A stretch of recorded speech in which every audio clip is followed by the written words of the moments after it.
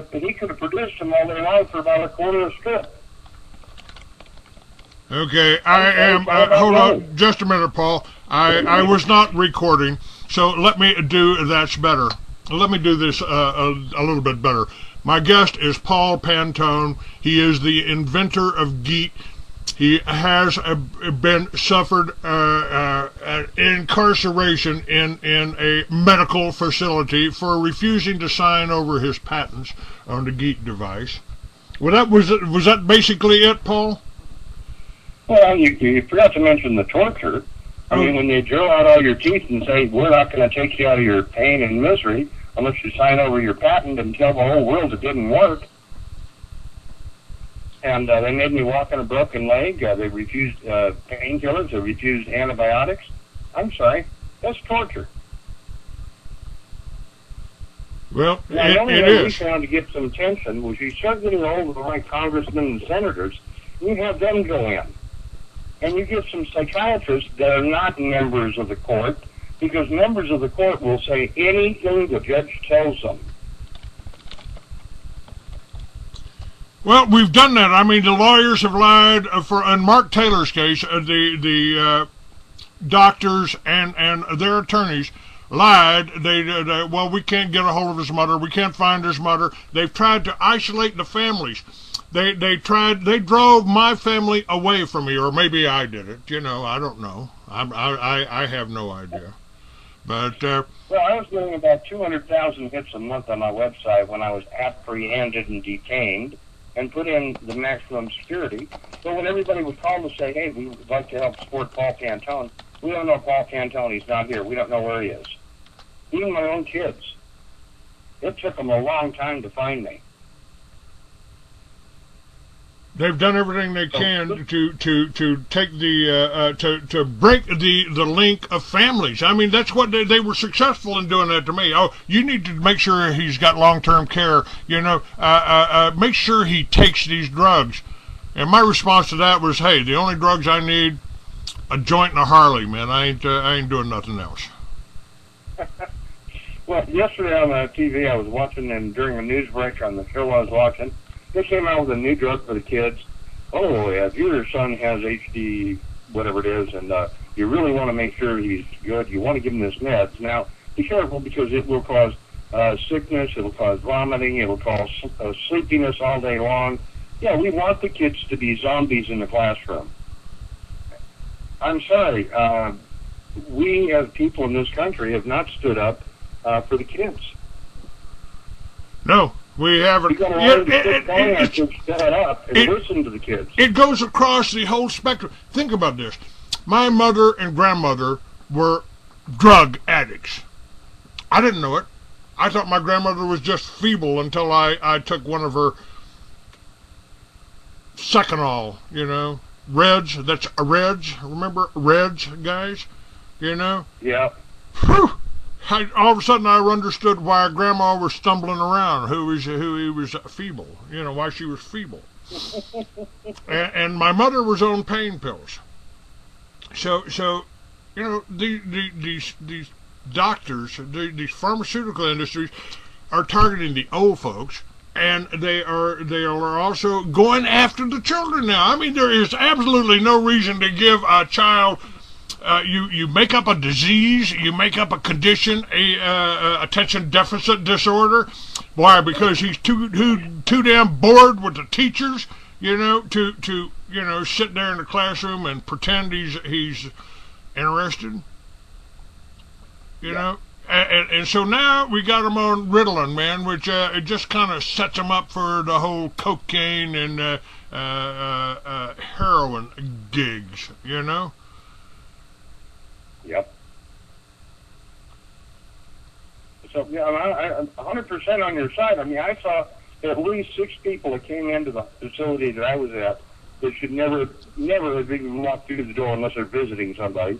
One big black guy, they drug him in and said, oh, shut up. And he says, you got the wrong guy. I'm there for this. I'm traveling. I was relocated from Louisiana because there was a hurricane. I mean, I don't know what you guys are doing here. And they just threw him on the ground, gave him a couple slaps in the butt. And about 3 days later, they finally realized they had grabbed the wrong guy from jail. Incredible. Yeah. Now, the good news is this. Now Donna Taylor, I gave Donna advice. I've been advising her all along. And I told her, contact the newspapers, contact the television stations, contact the FBI, contact the sheriff's department, and you know, start and get somebody to look at this. She could not get. When I was in there, I watched an Indian get beat up in the hallway by another patient, and when he was finally in a coma, they put him in a different building, pretending he died of natural causes, and there was no questions asked. Well, I got word out that I wanted to talk to the FBI. The FBI finally showed up there. I met with them out in the lobby visiting area, and I told them what I saw, and they said, "Sir, you don't understand. We have no legal authority inside these walls." Yeah, they don't have any extradition treaty with Nigeria either, you know. Yeah. So all the intelligence in here stays in here.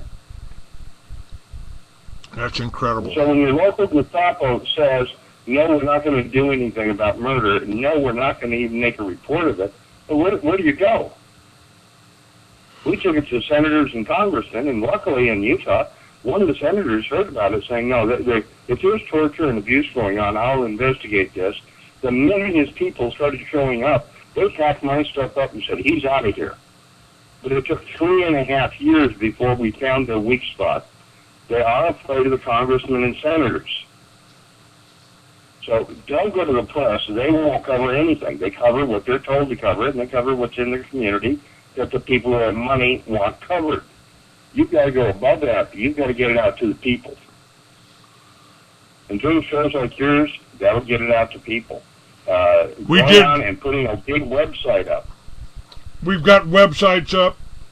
And by the way, folks, anybody that's got up a Donna or a website about Donna or Mark Taylor,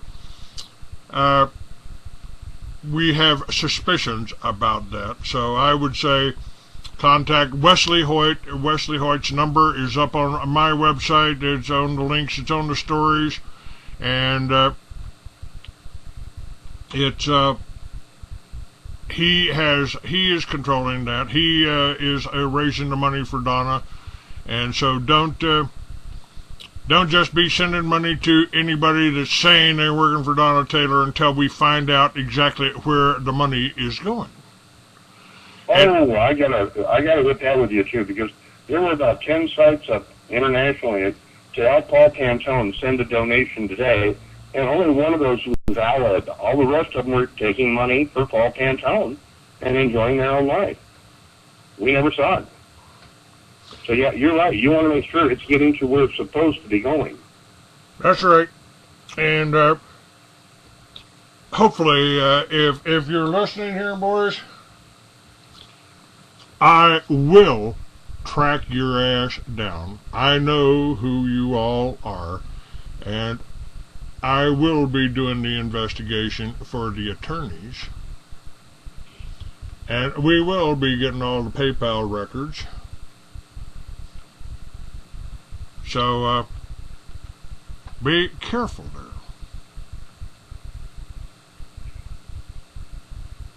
Now, you might consider, if the family's able to do this, is put a flyer out to all the other students that were in that class at Columbine to see how many of the other students would like to stand up and speak too. How many of them would like to have been shoved in there after being a victim? I think you'd have 100% response on that one. It'd be interesting, yeah. That might we might be able to do that. I'm going to be meeting with a lawyer today. Paul, I am, I don't know how much credit I can take for this. Don't even know if I want credit. Have that attorney call me. I'll give him an education. I'll give you names of all these different people and all these great agencies that are supposed to be there for the patients that aren't there.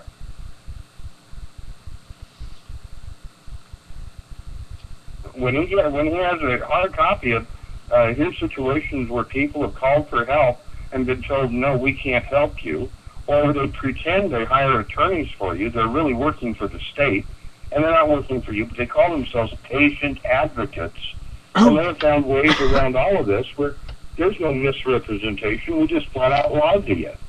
That's exactly what this woman on this Sue Ash was on there. She was the attacking. She was an advocate, a victim's advocate, and she was putting me down for. Oh, you're just telling one side of the story. That's because the other side of the story won't call us, won't tell us anything, won't. So. Yep. I mean, in Utah, they have the Disability Law Center. It's a big organization that defends people. No, it's a big organization that takes money from the government pretending it's defending the patients, and it doesn't. It sits there with little girls that are in college that come in and donate an hour here, an hour there to take reports. Nothing ever got followed through. So when we tried to take legal action, we had a patient attorney hired by the state come in, and we found out later that attorney actually works for the insurance division of the state to make sure nobody sues them. So it's a direct conflict of interest, but they're only doing the things they need to protect themselves so you can't sue them. Well, I think they've screwed up on Mark. To be broken.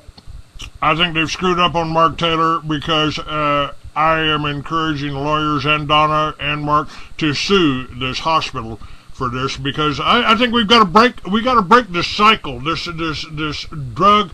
The drugging of America, man. To me, that's what it is. Yeah. You know, one of the sad things I saw out there at the hospital was they brought a couple of kids in to pretend do a Johnny Cash and June Carter special. Well, when you got 140 people out there drugged out, they can't even clap their hands or stomp their feet. They're just zombies looking out into space. And the only people enjoying it were the guards and the guy from the drug company. And he walked by me and he said, "Oh, you must be one of the guards. You're not all messed up." I said, "No, I'm a patient that's not taking any of their drugs or your drugs. And I don't know why you're wasting the money to come in here and throw a music thing for these guys when nobody here is going to remember this yesterday. Come on. I mean, you've got a bunch of people stoned out of their gourds." I went in. My mother was taken in at something like 80 years old for a triple bypass, and I went to see her in Texas. They'd moved her to a nursing home or something like that, and I went in and she was drooling, incoherent, couldn't talk to me. I went to the doctor and I said, "What's wrong with her? This isn't from the operation." "No, we always drug the patients. We always drug the patients." Well, guess what? Guess what, boys? You ain't drugging this patient no more. You pack her up. I'm taking her out of here right now. Right now. She's going with me. And I took her out. I took her out of this nursing home. But they admitted they were drugging all the patients. Yep. And Mark Taylor, I've got the video of Mark Taylor. I mean, in one video, he's talking about the drugging of the Columbine, of the shooters, Mark Harris and Dylan Klebold, and he's talking about that. And then a few months later, after he gets out of this nursing home, and they start feeding him Haldol, the same shit that they were feeding me for 3 months. Suddenly he can't answer a question. Now I don't know what he's going to be like, but I'm taking my cameras. I'll be filming this, and I will be covering Mark, and hopefully we'll be able to find a good forensic psychiatrist that will get him down off all of the drugs. Well, I happen to have a few names of people that do that. They teach now at universities, and if you get a hold of me after the show, I'll pull up all those records, and I'll shoot you out a couple of copies of some experts in the field that used to work for the drug company that finally turned around and came back as whistleblowers to say what we're doing is dangerous. Yeah, I'd say it's more than dangerous. Yeah. And it's about money. If they ran up a $750,000 hospital bill in 3 hospitals for me for 3 broken ribs, what do they run up for Mark? I'm really, really anxious and looking forward to getting all of his records and finding out how much they've been siphoning off of the state from this. Well, the clinical psychologist, I believe Cynthia Victo at Utah there, makes like $250,000 a year. And the sad part is you almost never see her at work. She's always out doing lectures, writing something, visiting people. I mean, it's a social interaction club where they have to show up for work a certain number of days a month, so they do. And they make little 5-10 minute meetings, but they actually never sit down with these patients. They all go by the qualified help, the $8 an hour help. They can't get a job anywhere else that's working there. Now, a clinical psychologist cannot do a life scan on everything about you in 30 or 40 minutes, or in your case, when you're in a coma. But they just put their little John Hancock down at the bottom, and hey, we can bill these people whatever we want. Right, what do we got? All right, 36 minutes, all right. The,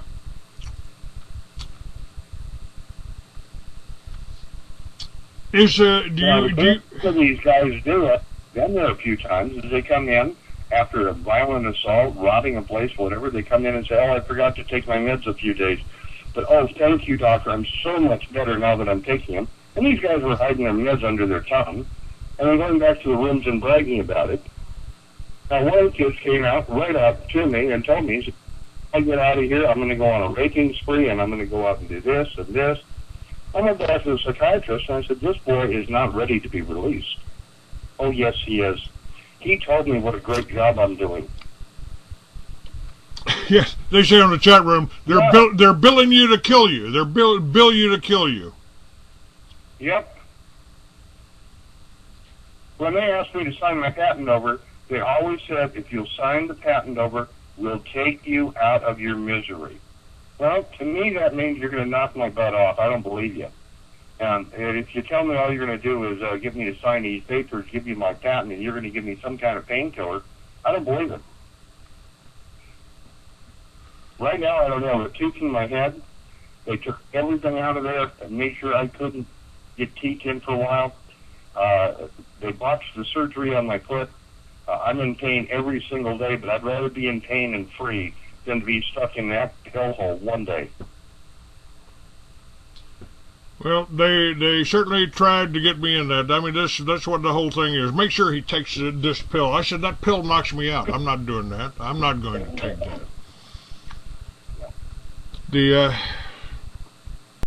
Now,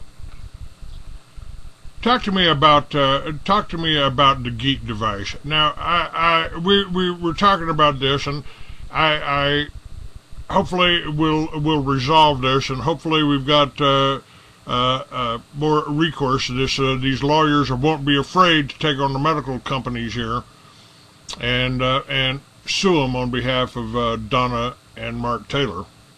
But what about Geet? There is more happening here. There is more happening here. All of these guests, from you, I had you on my show years ago. Edgar Steele was on my show. Donna Taylor was on my show. Roger Christie out in Hawaii was on my show. And then suddenly everybody's in jail. Everybody's in a mental institution. What?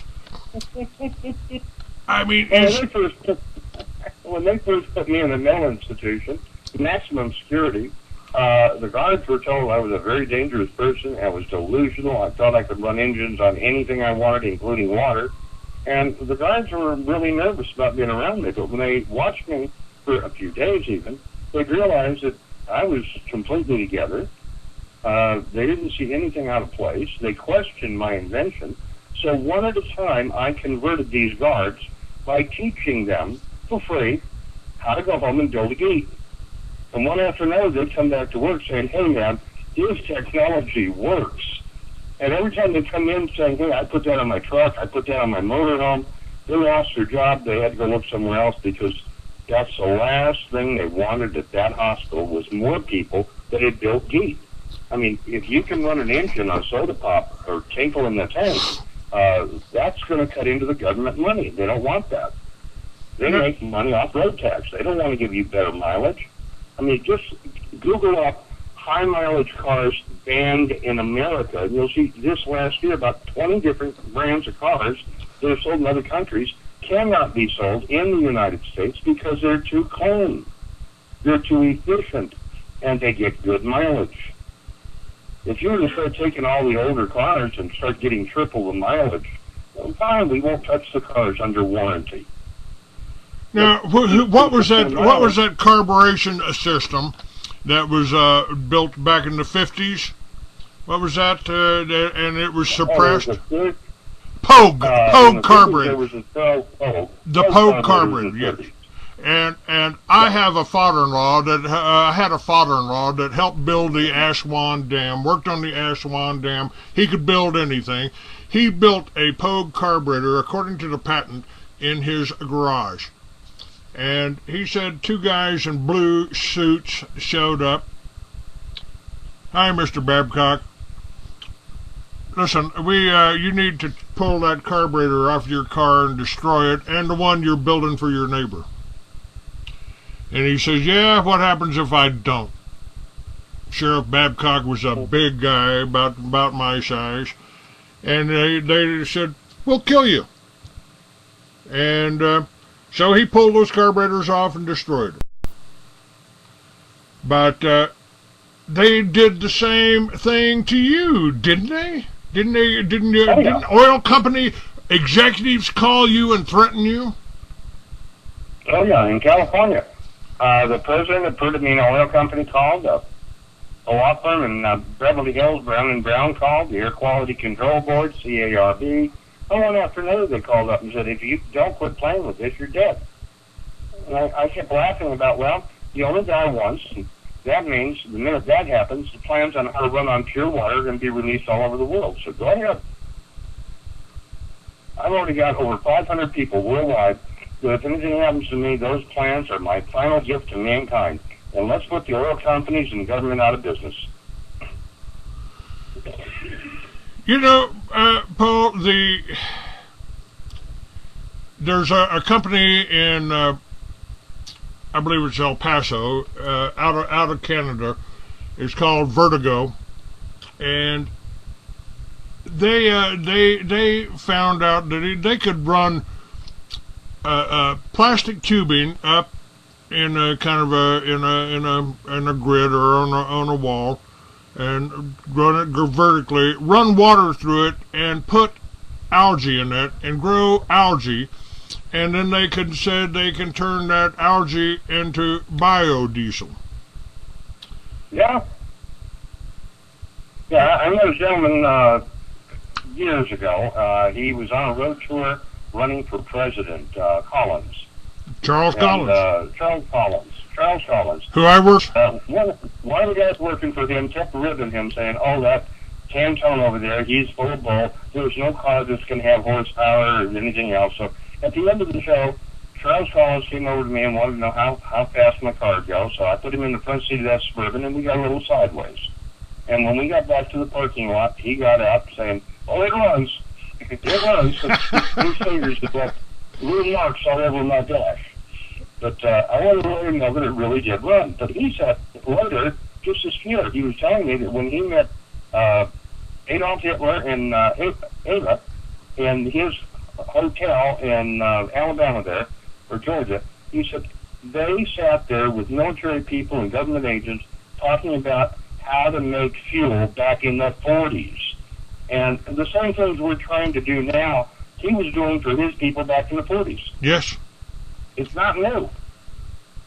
No, it's not new, and it can be done. I mean, these people with the Vertigo, they said they could produce enough algae and biodiesel in New Mexico to run every truck in the country. Yeah, I believe it. Now, the geek device, you've got these people, you've got people and distributors and manufacturers set up all over the country, all over the world now, right? We can be everywhere. There's not a problem with it, other than government. The government does not want people getting good mileage. They don't want people being independent. They don't want people growing their own food. My God. What's plank number 9 is a Communist Manifesto is corporate farms.